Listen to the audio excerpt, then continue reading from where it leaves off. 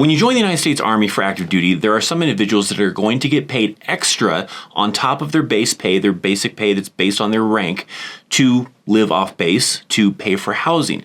But this is not an allowance that everyone gets. This is called BAH. This is your basic allowance for housing. So who does get BAH?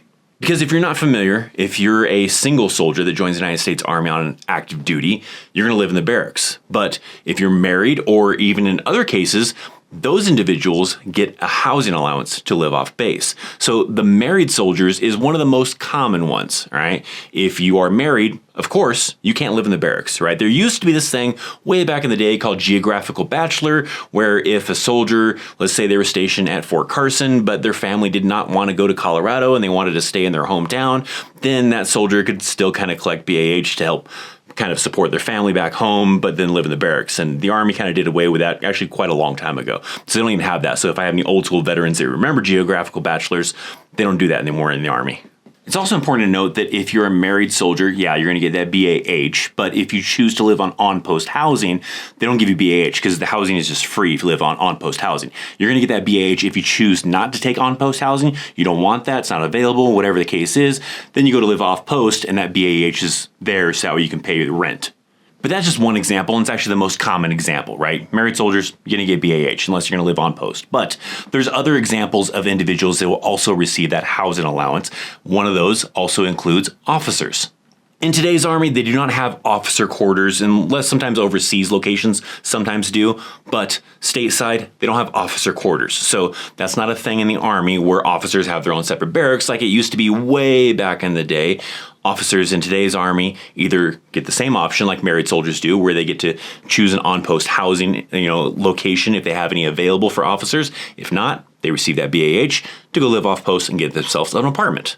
So what about enlisted soldiers? Do I have to be a married enlisted soldier in order to get BAH? Well, no. There is a certain time frame where you get to a certain rank, they don't want you in the barracks anymore. Typically E7, but there is some individuals that will probably get this availability at E6 because a lot of it kind of comes down to those barracks. I have seen it many times where the barracks are pretty full, so they don't allow E6's staff sergeants to be in the barracks, so they'll give them BAH so they can move off post or whatever. But if the barracks are not over full, then you may have to wait until you're in E7, a sergeant first class.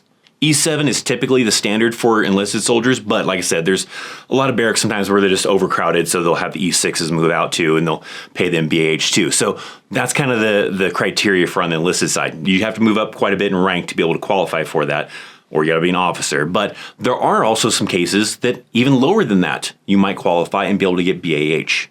This is going to be a little bit more rare, but there are a few cases out there that I've heard where enlisted soldiers, they're not married, maybe they're in E5, maybe they're even in E4, and just because of their job or because of their duty assignment or certain other kind of situations, they were authorized from the commander to receive BAH. So they were put in for it, they allowed them to move out of the barracks, they got BAH, and they got to go live off post in an apartment. Again, not very common though. A lot of individuals that are, let's say, single and below the rank of like an E7 type of thing, and they're sick of living in the barracks, a lot of times just have to pay out of their pocket, pay out of their BAH, maybe, or not out of their BAH, but out of their base pay because they don't receive BAH, and hopefully can afford it, and then they kind of go that route. I had to do that for a while because I got sick of the barracks and I just had to pay out of my pocket. I didn't have a lot of bills, so I just sucked it up and paid for the rent out of my base pay. One last kind of example of individuals that typically will qualify for that BAH is, let's say, females. If you're a female, you end up in a relationship, you end up having a child with someone, you don't get married, you're still single, maybe you're still with that person, maybe you're not, but you end up having a child, then you're probably going to be authorized to go live off post and get BAH because they're not going to let you be in the barracks with a child. You're going to have to go live off post. But I kind of have to stress this because it's while you're already on active duty, already in the military, right? Because if you're someone who is currently a single mother or even a single father and you try to join active duty and you're trying to get BAH and all that kind of stuff, they don't allow that, all right? They will allow it if it happens while you're already in, but not prior to. If you are a single parent and you want to join Reserves and National Guard, you can do that. Active duty, they don't allow that, right? I mean, they do, but you have to like kind of like give up custody. So it's this crazy kind of situation if you do that. But typically the other kind of scenario that someone could live off post, receive BAH and not be married is someone like a female that ends up getting pregnant, ends up having a child while on active duty, then they would probably be allowed to do that. For my veteran viewers out there, how about you? Did you live in the barracks? Did you like it in the barracks? Did you live off post? Did you like it off post? What are your comments? Let me know what you think. Now, for those individuals, like I said, that are interested in getting the hell out of the barracks because you don't like the barracks, but you aren't going to qualify for BAH, there are ways to be able to do that. And I actually have a video that kind of talks a little bit about that kind of process right here. So go check that video out.